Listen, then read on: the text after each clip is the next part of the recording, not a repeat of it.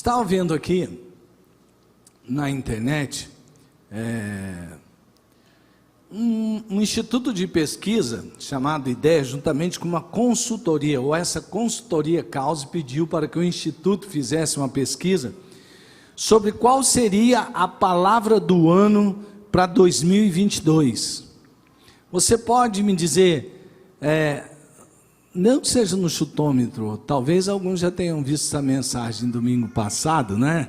Tínhamos bem menos pessoas aqui, apesar de não termos tido o culto domingo passado neste horário, mas no culto das 17, 19 tivemos. Qual você acha que foi a palavra escolhida para os brasileiros, escolhido pelos brasileiros para o ano de 2022, o ano que se passou? O que você imagina que seja? Então, com 7%, a palavra que os brasileiros mais escolheram foi esperança. O interessante que em segundo lugar, com o mesmo percentual, foi a palavra decepção e dificuldade. Eu escrevi decepção e dificuldade, mas depois eu fiquei pensando assim, eu acho que você tem uma esperança, essa esperança não se cumpre, vem muitas dificuldades, decepção, e eu diria que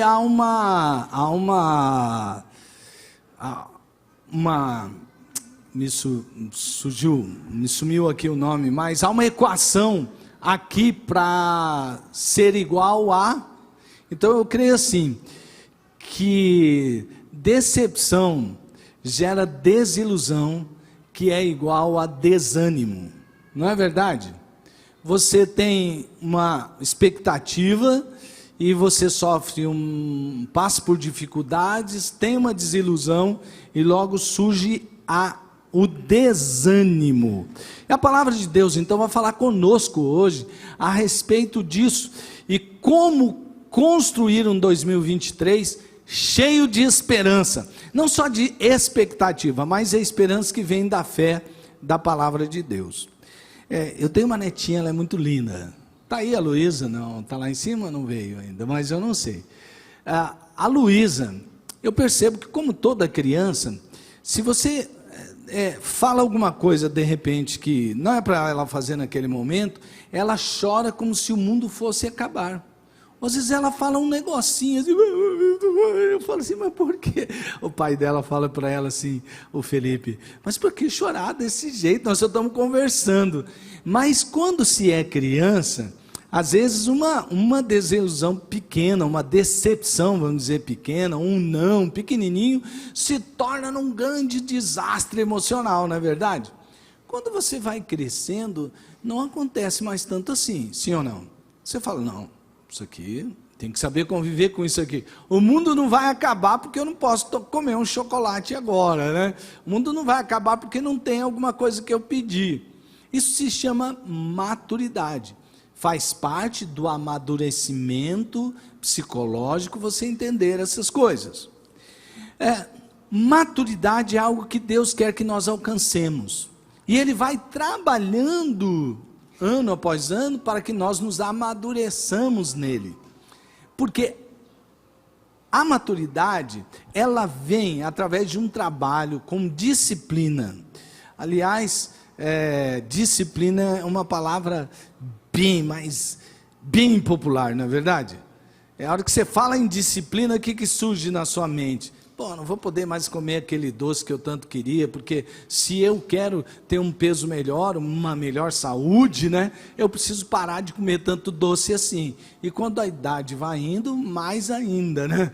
Você tem que lutar contra isso aí. Então, aí você fala, puxa, a disciplina já me gera tomar minha liberdade, né? Eu não vou mais poder fazer tudo aquilo que eu quero em nome dessa tal da disciplina. E por que a gente pensa assim sobre a palavra disciplina? Porque a disciplina, porque vem o grande porquê, né? Porque a disciplina envolve você ter processos na vida. Muita coisa que aconteceu ou deixou de acontecer com você, é porque você não teve processo. Faltou disciplina porque faltou processo. Você quer ver? uma coisa que eu sempre falo, vamos ver se o resultado vai ser o mesmo este ano. Quantos de vocês aqui gostariam de falar fluentemente inglês? Levante a mão. Levanta a mão. Quem gostaria de falar fluentemente inglês? Ok. Quantos aqui no ano passado fizeram um curso de inglês? Ué, cadê vocês? Vocês queriam falar fluentemente inglês, mas fizeram o curso? Dormindo em cima do livro de inglês ia dar fluência? Você viu? Você não alcançou porque não teve disciplina. Faltou processo. Você percebe? Né? Tudo exige disciplina. Certa vez eu rompi, já estava com os ligamentos laterais rompidos, aí eu rompi o ligamento posterior cruzado, acho que é assim que fala, tá? E aí o médico falou, você quer voltar a ter uma musculatura, não, nós vamos voltar a ser o que era, mas você quer voltar, poder jogar o seu futebol, praticar o seu esporte? Eu disse, não quero ser um big de um atleta não, mas eu gostaria de ter. Ele falou assim, então agora você vai ter que ter disciplina, né? E aí ele me indicou uma fisioterapia, e aí quando eu cheguei lá, o fisioterapeuta me deu uma bela notícia, de que nunca mais eu poderia deixar de fazer certas coisas, porque senão eu fortaleceria o meu músculo durante um tempo, e quando eu parasse eu perderia rapidamente. Aliás, ele me advertiu que era mais fácil perder do que ganhar musculatura. Então toda semana tem que ter um processo para ganhar e manter a musculatura. É assim com tudo na vida, sim ou não? Disciplina, então, é essa palavra que envolve processo, duas palavras. Alguém já disse, um estudioso, um expert em liderança, uma vez ele disse assim, quando a gente vai falar sobre liderança, que fala de disciplina, parece que logo a seguir a palavra processo sugere até um palavrão, processo. Então quando quer ofender alguém diz, processo, a pessoa já fica cheia de processo.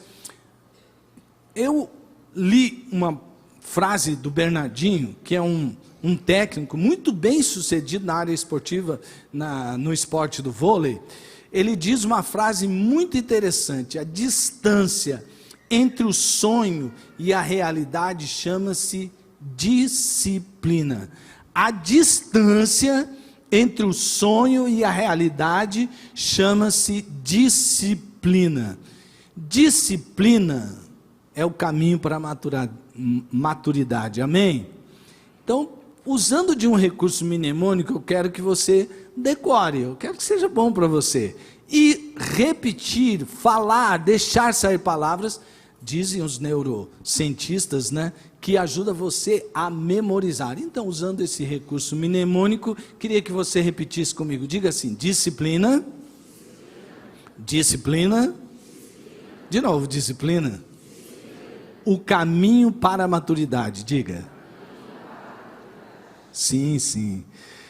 Vamos ler o texto que se encontra lá em Hebreus capítulo 12, verso 1.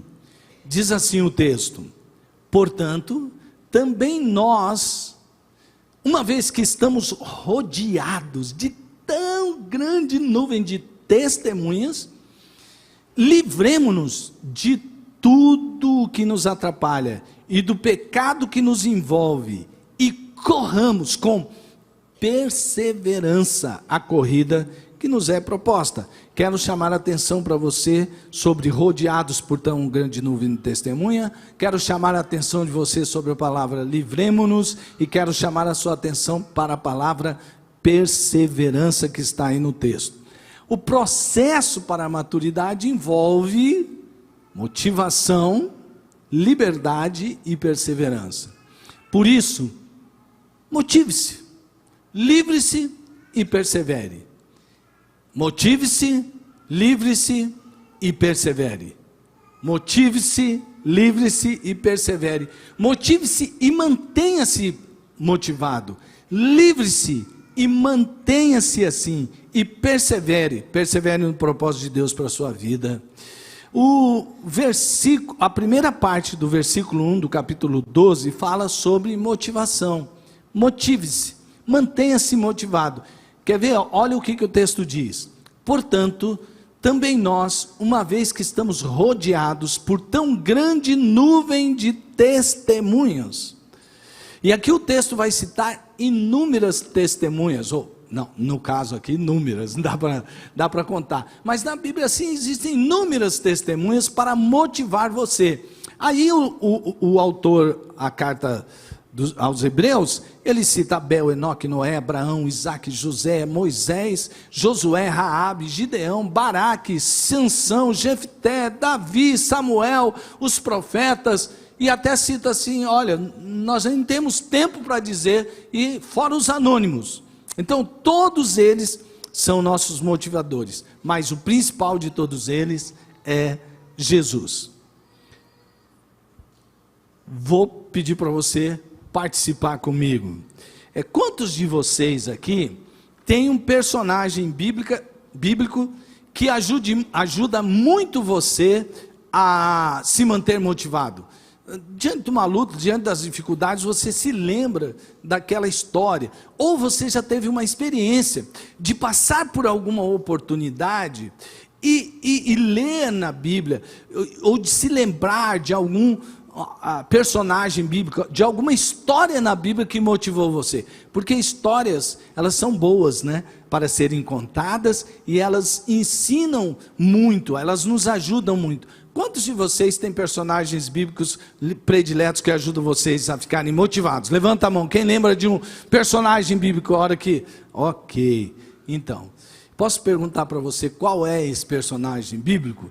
Qual é o personagem bíblico que te mantém motivado? Você não precisa fazer um sermão, tá? É só você dizer tal nome por causa disso. Eu vi que a irmã aqui levantou a mão. Qual que seria o personagem bíblico assim que te mantém se motivado naquela hora das grandes lutas?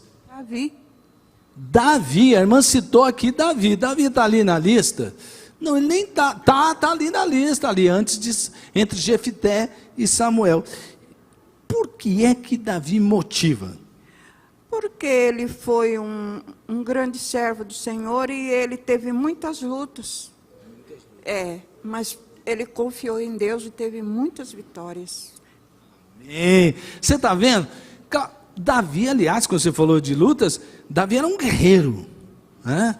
Ele escreveu tanta coisa bonita, como Salmo 23, como guerreiro, né? E ele venceu essas lutas com fé no Senhor, né? Glória a Deus, está vendo? Você viu? A irmã aí preciosa, hein? Por isso que você é esse pastorzão firme aí que você é, né? Glória a Deus. Quem mais queria falar sobre um personagem bíblico? Eu vou perguntar para o meu amigo, agora vou perguntar para meu amigo Evans. Posso sentar aqui do seu lado? Você até guardou esse lugar aqui, era para mim? É nós, estamos aí. Me fala aí, não precisa estar naquela lista não. Qualquer personagem bíblico que motiva você?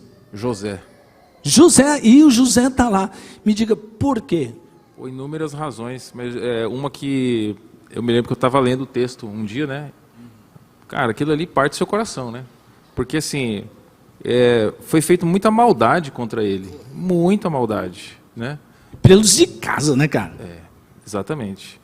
E aí já no final daquela saga toda ali, quando os irmãos aparecem, e ele já estava ali num cargo altíssimo. Agora é hora de eu me vingar. E aí? O cara estava no trono, ele poderia praticar o que ele quisesse ali. Sim. E acredito que até pelos padrões da época seria até justo. E aí ele foi por um caminho inesperado, né? Aí ele virou o jogo, porque ele falou, não, fiquem tranquilos, não precisam se humilhar, né? Ficarem com medo, porque tudo que eu passei estava dentro de um propósito. Rapaz, aquilo ali é demais, né? Continua a pregação. Você já entregou toda a pregação, cara. Porque ele tinha um propósito, por isso ele manteve-se sempre na fé em Deus. Não tinha nada que fazer contra os irmãos dele, era a vontade de Deus. Aliás, os irmãos dele foram usados para ele chegar onde chegou. Meu Deus, está vendo? Viu como a Bíblia ela é maravilhosa?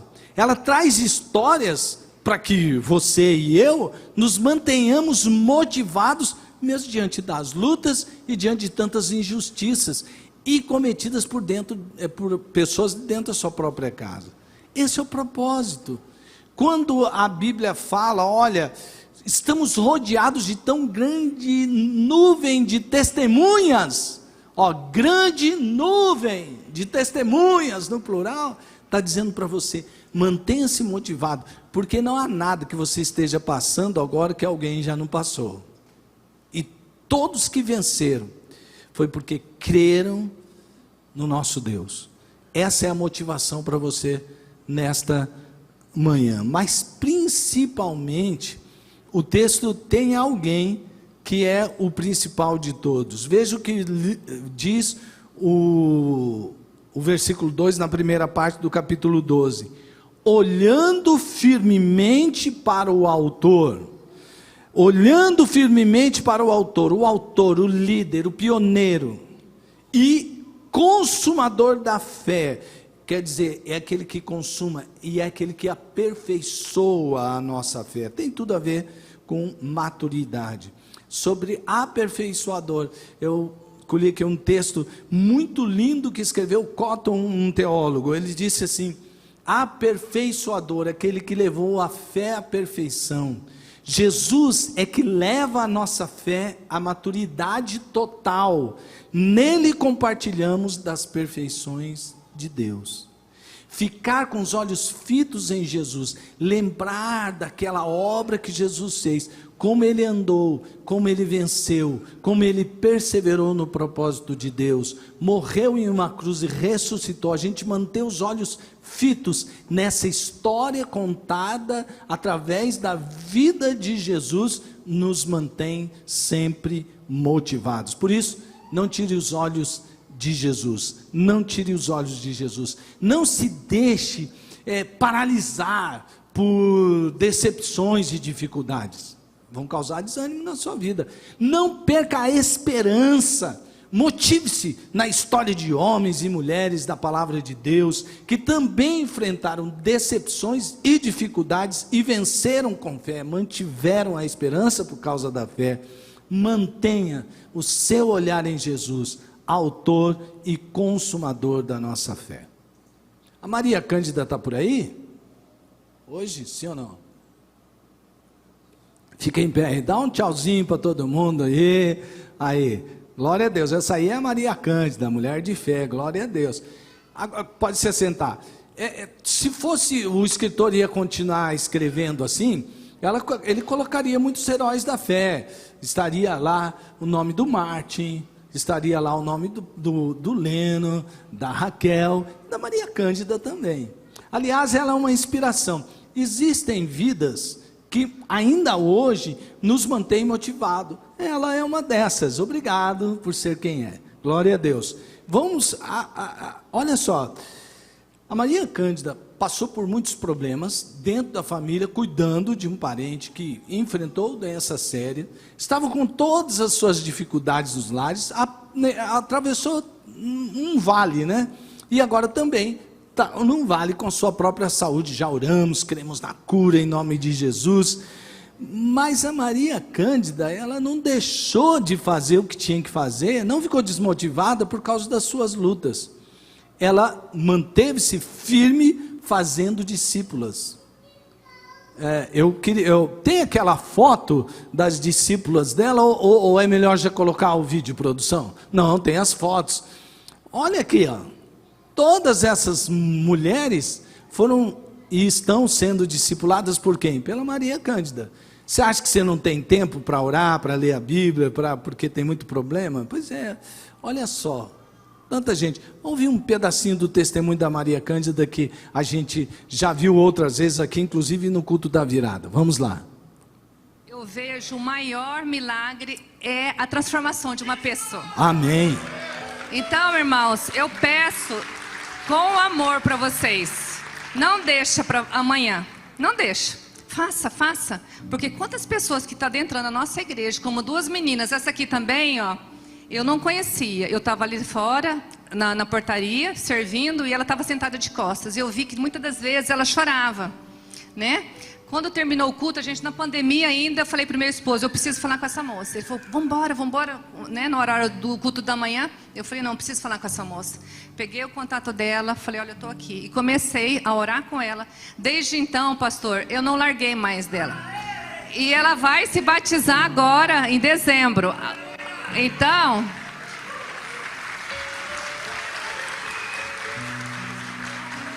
eu quero dizer para vocês, gente, faça, discipula. O discipulado começa em casa, né? Desde pequeno, assim, as minhas crianças mesmo, quando eu ia indo para a escola, eu ia orando com eles. Até hoje, muitas das vezes, quando a gente vai para algum lugar ou vai fazer alguma prova, alguma coisa, eles preferem que eu leve, porque muitas das vezes a gente vai orando e louvando, né? Então, é desse jeito, meus amores. Olha, eu quero dizer para vocês que eu amo a vida de vocês. Se por acaso vocês sentirem a minha ausência, eu creio que não vai sentir, porque eu vou estar aqui, se Deus me permitir. Mas eu peço que vocês estejam em oração por mim, tá bom? E, meninas, eu quero agradecer, pastor, a vida da Tainara, a vida da Jéssica, a vida dessas meninas aqui que tiveram comigo. Gente, olha, foi nesse ano, viu? 8 pessoas que eu estou discipulando. E creio que virão muitas por aí. Em nome de Jesus. Glória a Deus, vamos aplaudir ao Senhor pela vida da Maria Cândida, vidas que inspiram.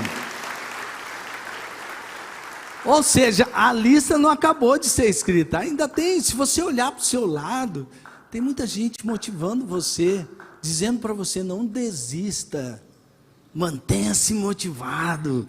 Não sei qual foi a sua grande decepção, ou só a grande desilusão no ano de 2022, lendo aquela pesquisa, também tem uma pesquisa do dicionário online brasileiro, e eles pesquisaram, viram por que as pessoas estavam pesquisando tantas palavras no dicionário, e uma das palavras mais pesquisadas, tinham a ver, eles fizeram ali a conclusão deles, né, tinha a ver com democracia, e a decepção e a desilusão no ano passado estava muito ligado à política. E eu quero dizer para você que não importa o que tenha acontecido, mantenha-se motivado, porque muitos enfrentaram desafios, perseveraram e venceram as maiores dificuldades. Por isso não se desiluda, permaneça na esperança.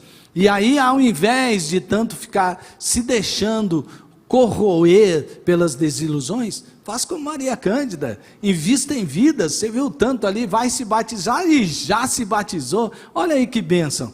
Glória a Deus por tudo o que Deus tem falado conosco através de vidas que nos inspiram.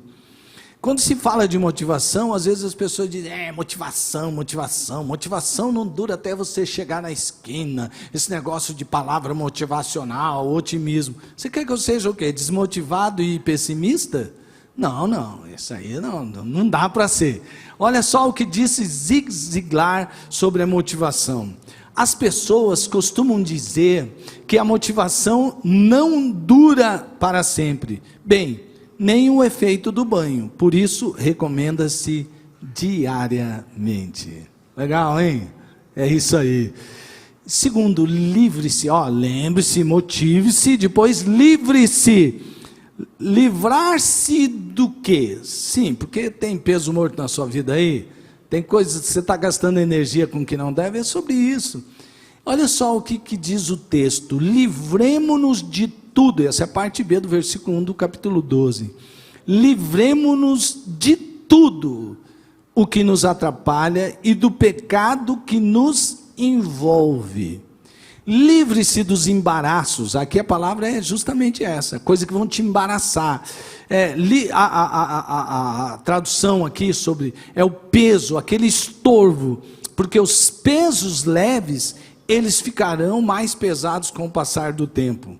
Isso é uma advertência sobre a permissividade.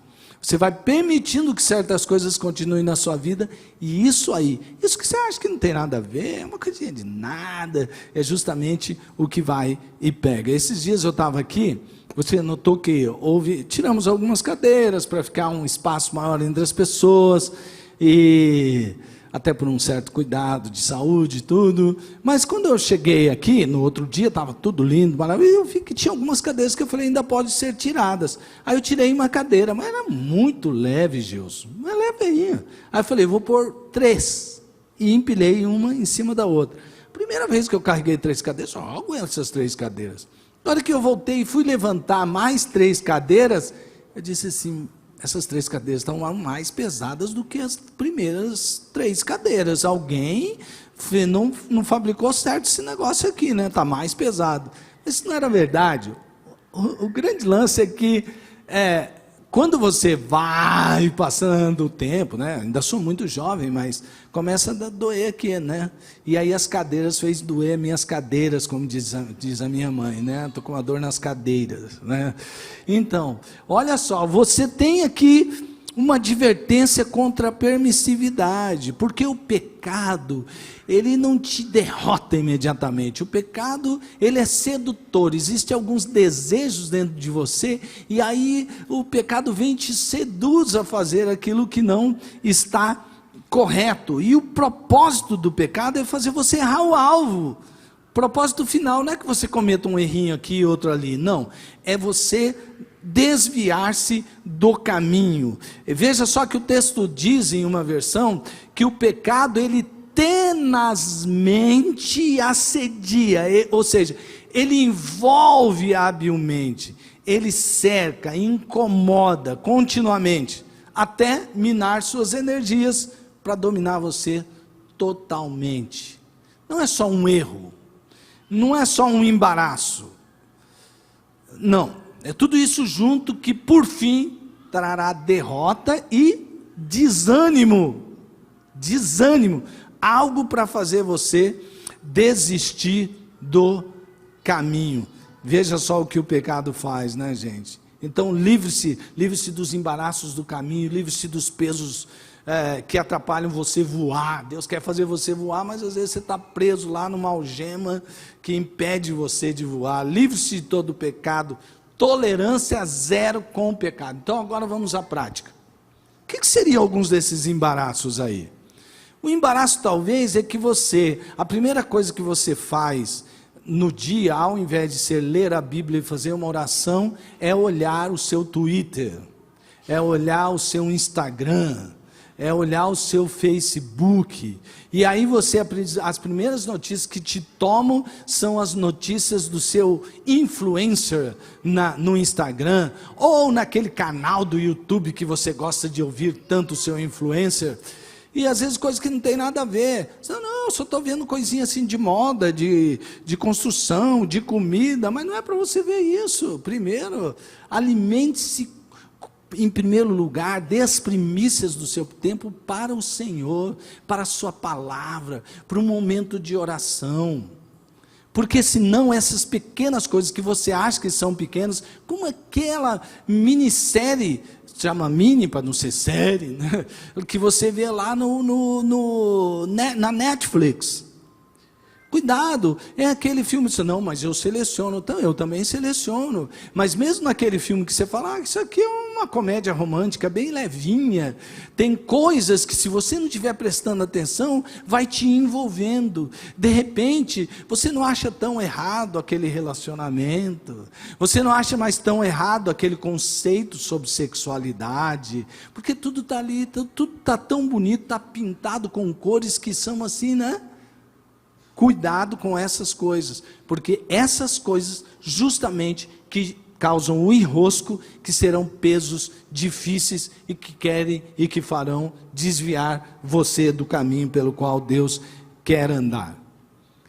Livre-se, não seja permissivo com o pecado, livre-se dos embaraços, livre-se de todo peso morto, faça isso. Vai ser bom para você e você vai caminhar com muito mais liberdade. Por fim, persevere, é isso aí, gente. Você tem muitos, talvez tenham pessoas que têm uma esperança tão grande que motive você a perseverar. Por exemplo, tem torcedores que eles ainda creem que o seu time vai ser campeão do internacional de clubes. Tem palmeirense que acredita nisso, gente. Tem gente que nasceu, morreu acreditando nisso, mas não saiu da fé que um dia o Palmeiras vai ser campeão de interclubes do mundo. Mas, infelizmente, né, eu acho que isso não vai acontecer. Não perca a esperança, mantenha-se motivado, persevere, um dia você chega lá, né? Então, brincadeira à parte, exercite a sua paciência, viu? Não vai ficar bravo comigo. Corramos com perseverança a corrida que nos é proposta. Corramos com perseverança a corrida que nos é proposta. Veja aí que tem uma corrida, que tem uma perseverança e que tem um propósito. Sim, a corrida aqui não é uma de 100 metros, que a pessoa larga e já tem que ir rápido. Não, a corrida aqui Paulo tem em vista a corrida do tempo dele, que era maratona, que exigia seguir regras. A pessoa não era só sair desse destino aqui, da origem aqui, e chegar lá na linha de chegada, não. Envolvia um processo, ele não podia pegar atalhos e uma porção de coisas. Um processo legal que envolvia justamente isso, processo para alcançar o propósito. Então, eu vou dar uma definição de perseverança, talvez você tenha tantas, mas junte essa a mais, talvez te ajude a entender sobre perseverança. Veja só, perseverança é a característica da pessoa que não se desvia de seu propósito e de sua lealdade à fé, mesmo diante das maiores provações e sofrimentos, que persiste, é aquela pessoa que persiste lealmente, com paciência e constância.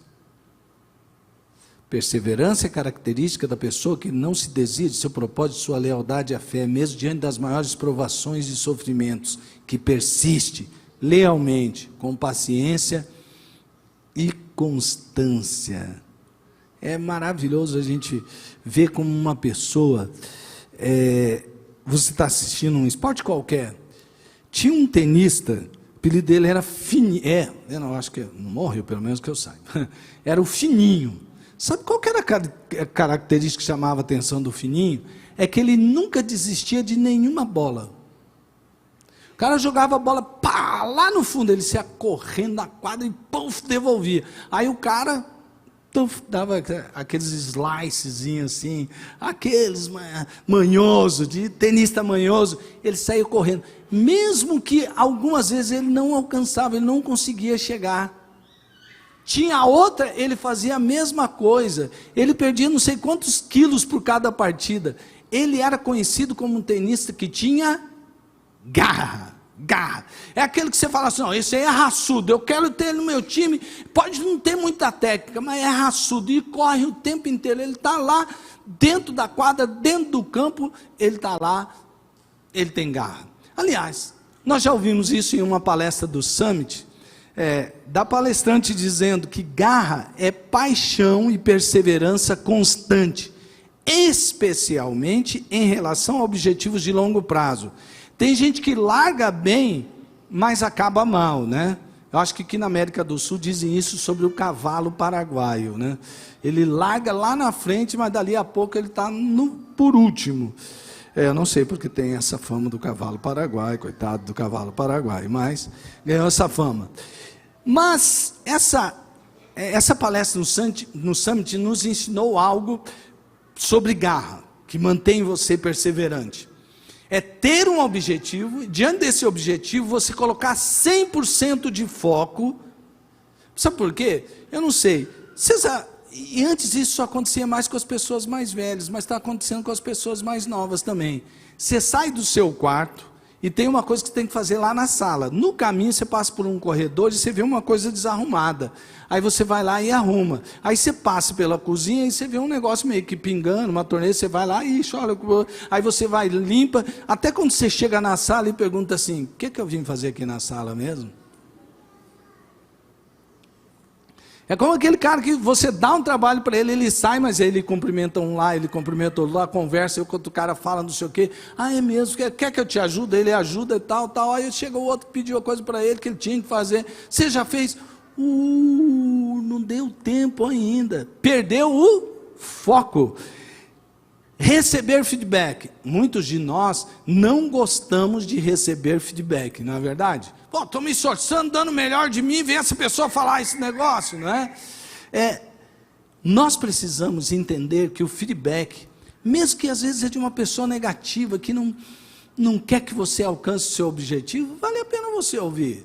E você come a carne e joga o espinho fora, mas receber, refletir sobre aquilo, deixa eu ver o que ela me deu de feedback.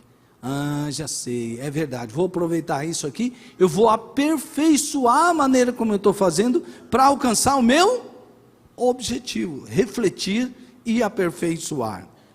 Agora, eu quero voltar no feedback e falar um pouquinho sobre correção, porque a palavra aqui em Hebreus também está dizendo que a gente deve se lembrar que o pai corrige o filho que ele ama.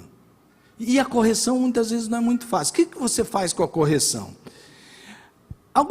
Vamos tratar da criança. Algumas crianças que são corrigidas, elas parecem que logo esquecem, né? E cometem o mesmo erro de novo, e você vai ter que corrigir de novo. Assim, Deus faz com a gente. Você está cometendo o mesmo erro, não mudou o processo, Deus vai ter que continuar te corrigindo. Não se esqueça da correção.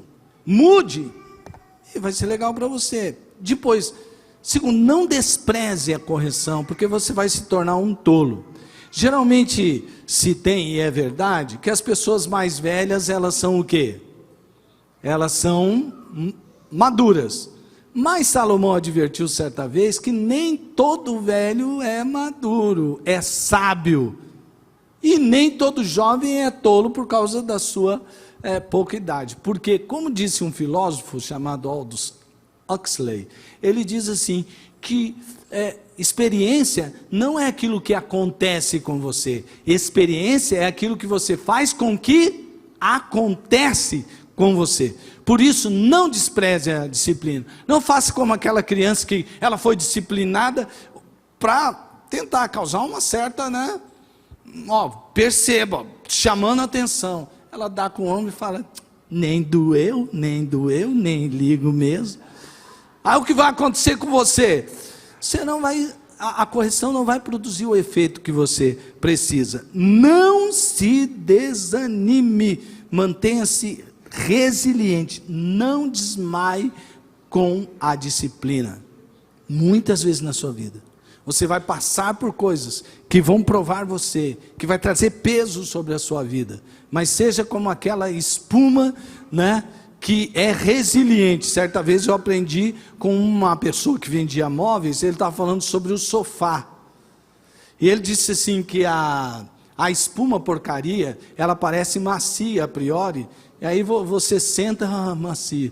Dali a pouco, na terceira sentada, você já está sentando na madeira, né? Porque ela não tem resiliência. Às vezes você senta numa espuma que é um pouco mais firme, mas ela sempre vai manter. Ela vai, cede um pouquinho ao peso, mas ela volta. Ela vai, cede um pouquinho ao peso, mas ela volta. Que tipo de espuma tem sido você? A resiliência é que vai garantir você o sucesso sobre toda a sua missão. E, já indo para o fim, tem um casal aqui, o Félix e a Euridice estão aí? Estão aí? Não. É um casal que eu admirei. Aquele testemunho foi demais, Leno. Você imagina o cara, 80 anos que ele falou?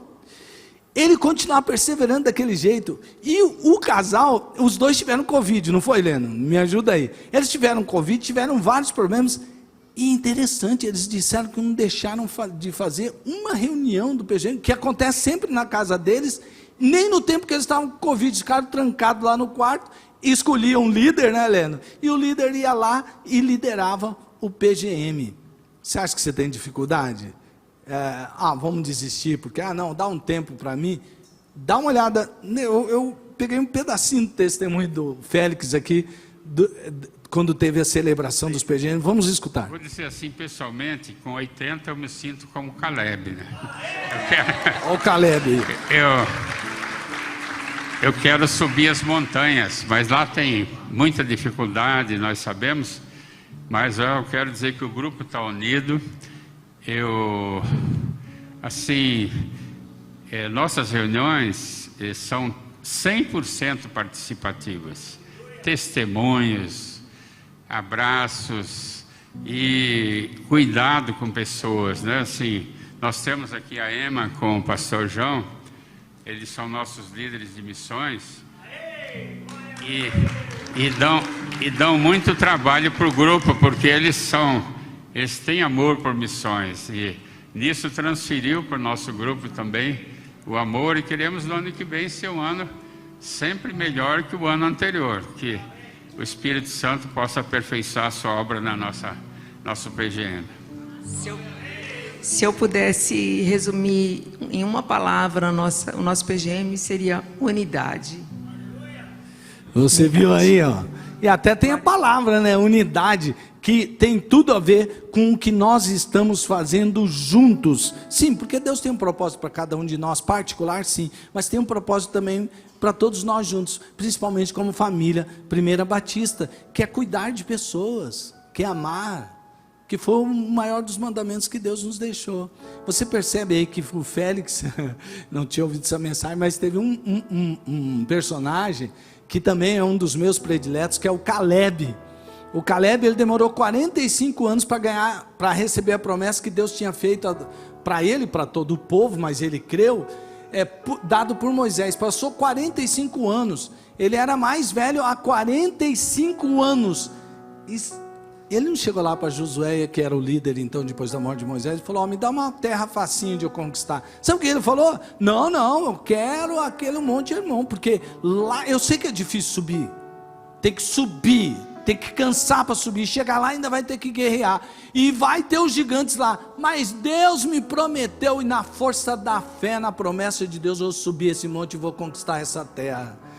Olha só, e até foi interessante, 80 anos, Félix, e ele disse assim: não, eu quero ser tipo Caleb. Olha que bênção, todos juntos temos um propósito, eu anotei algo num retiro dos sonhos, que um grande pregador, filósofo, meu discipulador amado, disse certa vez, eu queria passar para vocês. Qual é o nosso sonho enquanto igreja? Uma igreja apaixonada por Deus e por pessoas, que cuide bem de cada vida através do discipulado, em pequenos grupos que se multipliquem e encham a cidade, que cheguem a outras cidades, que encham as nações. Amém, amados irmãos? Persevere, está tendo alguns percalços no caminho, saiba que essa tristeza momentânea não há de se comparar com a alegria do final. O final compensará tudo. Veja o que Moffat escreveu,